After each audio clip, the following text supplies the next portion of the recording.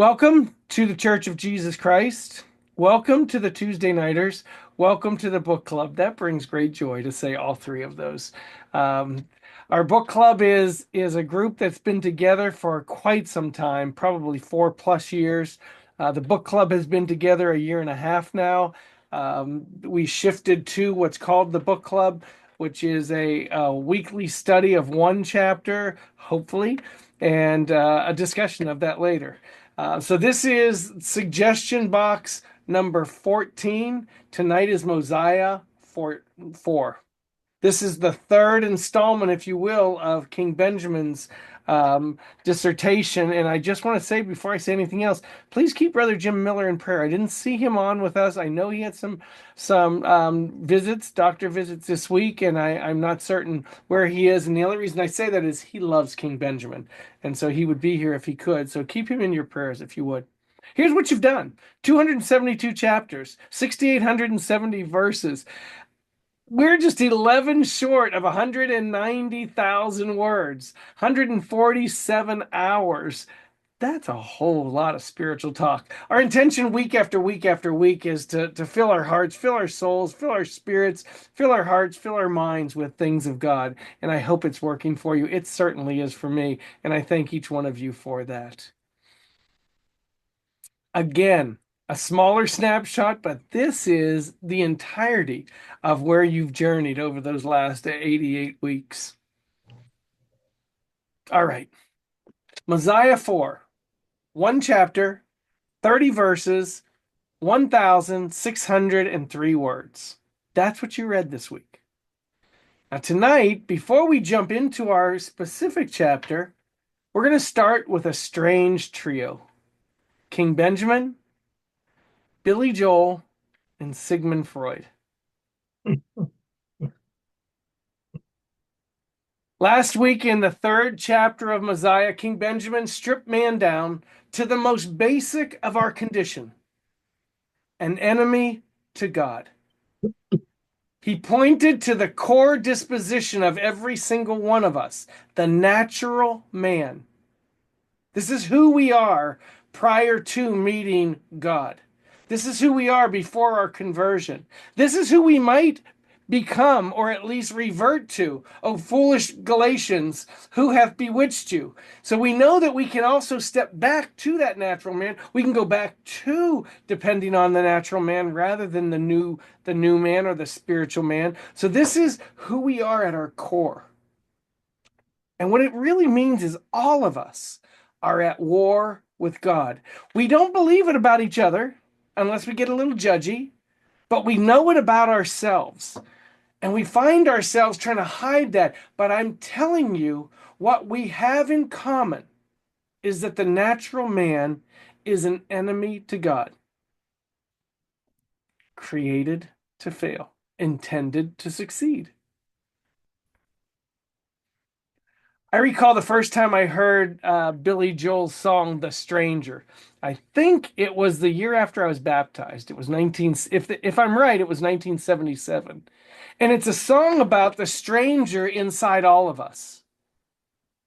And the first series of verses says this: well, we all have a face that we hide away forever, and we take them out and show ourselves when everyone has gone. Some are satin, some are steel, some are silk, some are leather. They're the faces of a stranger, but we'd love to try them on. It speaks to the core. Maybe this artist had simply discovered and seen in other people what King Benjamin had identified as the natural man.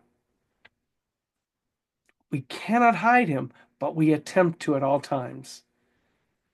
Sigmund Freud said unconscious desires and impulses can manifest in seemingly altruistic behaviors, meaning it appears that we are doing things for all the right reasons.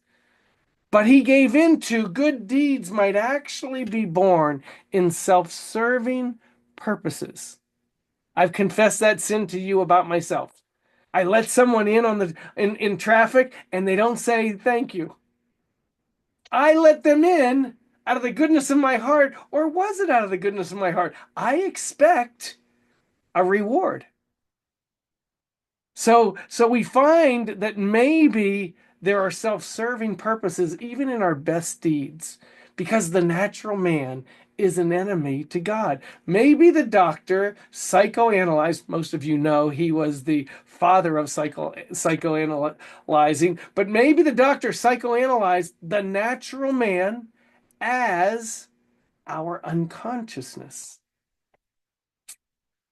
Given focused time and study of other fellow human beings, we might all conclude the same. If we truly studied at such a degree as an artist or a doctor or the king, seeing other people's behavior, because it's easier to see bad behavior in others. So rather than self-inspection, we see it in other people. Maybe we find that all are lacking morally, ethically, virtuously, honorably, and we come to the conclusion it's who they are. But even that is wrong. It's who we are. For the natural man is an enemy to God.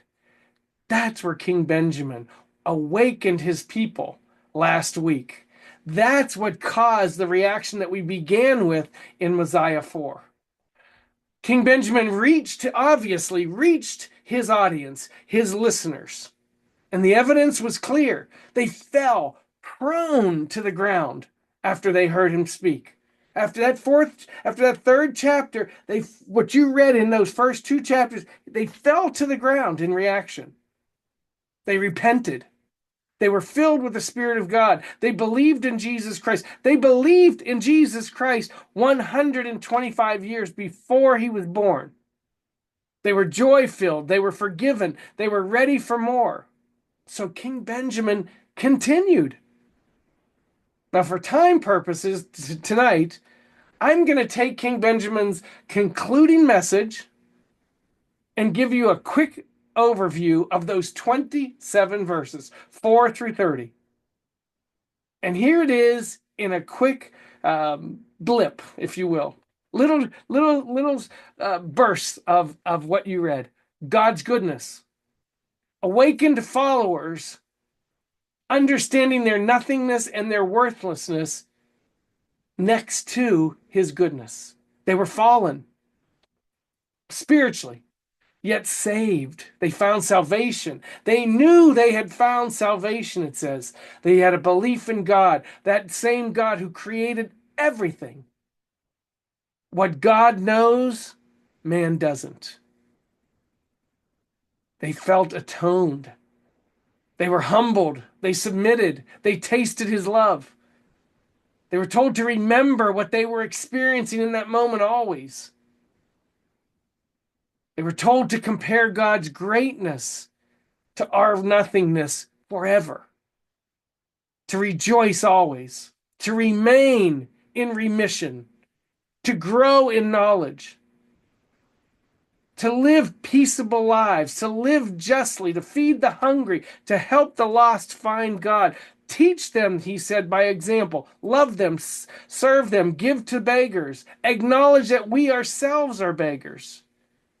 Acknowledge our dependence. Acknowledge that he gave to us. So now give to others.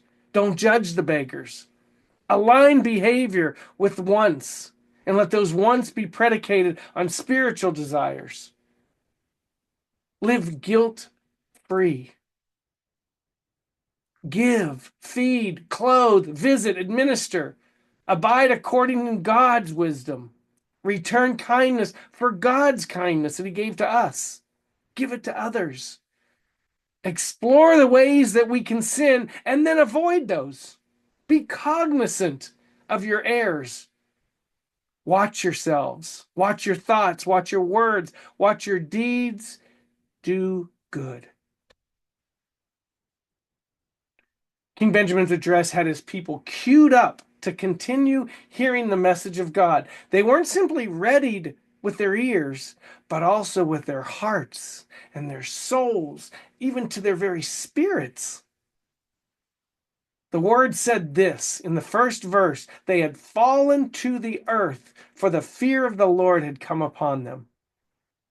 The king had utilized this rare opportunity to convince the convicted. He saw the effects, and he used that moment to convince them. Everyone leaning in, and he took that moment. He knew that this was his last chance to train the most trainable. He had them queued up, and he closed the sale. He had laid out his goal when he began to speak. I think Brother Jim talked about this last week, that you should hearken unto me. Open your ears that you may hear, your hearts that you may understand, your minds that the mysteries of God may be unfolded to your view. And then he finalized his goal immediately after saying that.